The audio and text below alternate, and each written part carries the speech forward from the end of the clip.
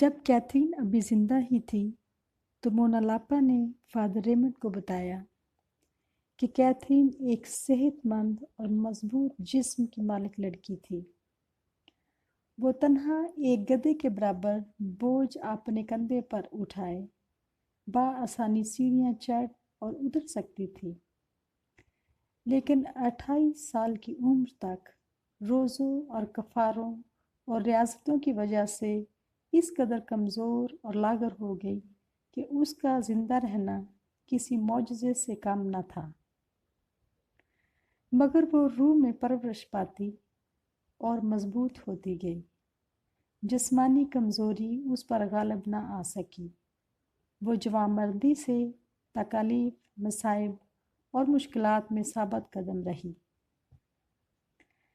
انسان کا پرانا دشمن ابلیس ہر وقت آزمانے کے لیے تیار رہتا ہے۔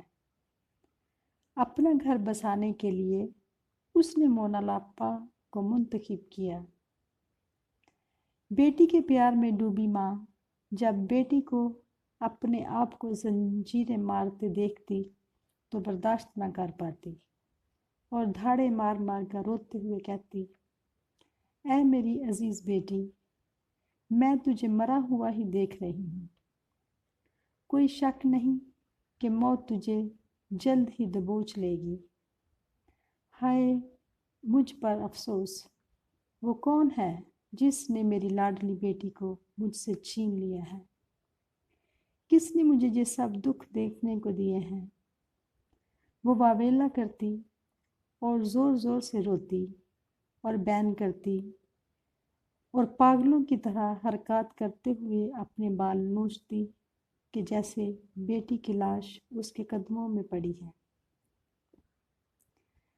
کیتھرین ان سب سے بے نیاز اپنی ریاضتی زندگی میں محو رہتی۔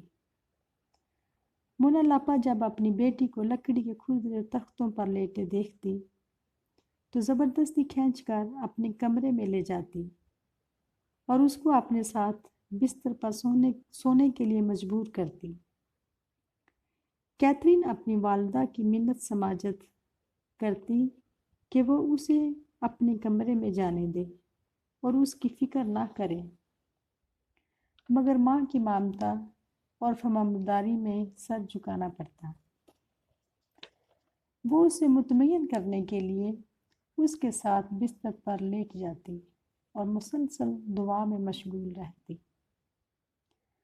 ماں کو نیند آ جانے پر چپکے سے اٹھ کر اپنے کمرے میں واپس آ کر اپنے طریقہ سے دعا میں مشغول ہو جاتی۔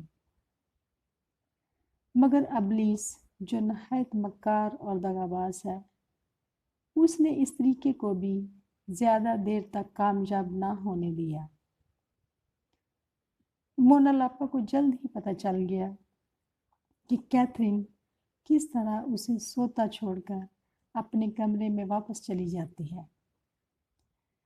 کیتھرین ماں کو غصہ نہیں دلانا چاہتی تھی، اس لیے ماں کے ساتھ سوتے ہوئے ہوشیاری سے کام لیتی۔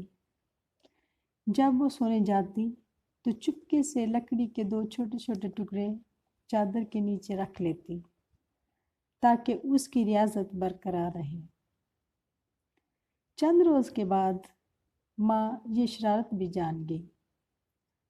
اس نے جان لیا کہ بیٹی کو تبدیل کرنے میں اس کی تمام کوششیں بیکار ہیں۔